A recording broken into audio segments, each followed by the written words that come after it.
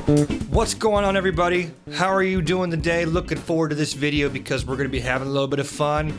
We're going to be jamming out and we're going to be testing out my two favorite basses, my Fbass and my Fender Jazz Bass, and we're going to decide if it's worth the extra $5,000 for that bass. So before we move on to that, I just want to do a brief overview of both of the basses. Bass number 1 or 2, not really sure, but this is the Fender Jazz Bass. I've had this bass for about 8 years now.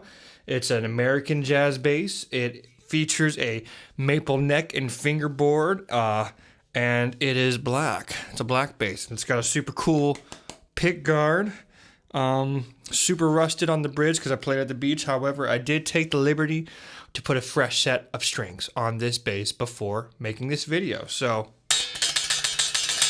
it's gonna sound super spanky. That's the Fender Jazz Bass.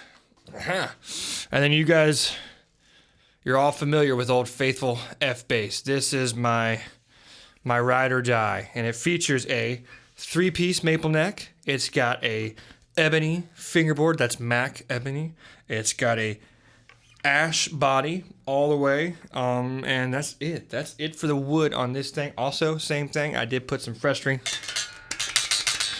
strings on this bass too, because I'll be honest, when I started this video yesterday, the Fender was sounding pretty darn nice. So I was like, well, I better put some strings on this Fbass. Can't just let the Fender win that easy. You know what I'm saying? So let's take a listen to some examples and see what we're thinking.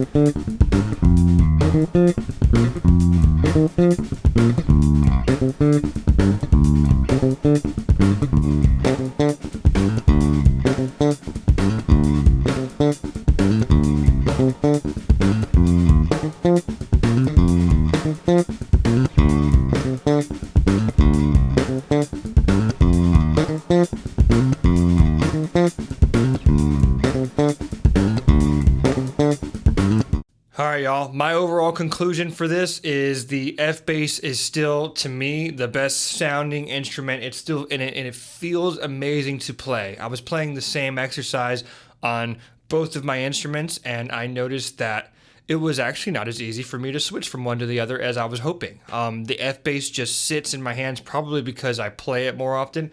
But what I was noticing with the Jazz Bass is that, and I don't know if it's because the scale or what it is, but the strings are slinkier, less tension in those strings. So I just noticed that my fingers were able to kind of just slip off of those a little bit easier. So yeah, that's pretty much it. Thanks for tuning in, checking this video out, and if you want to stick around, I'm gonna leave some footage of my friend Lindsay playing a guitar solo.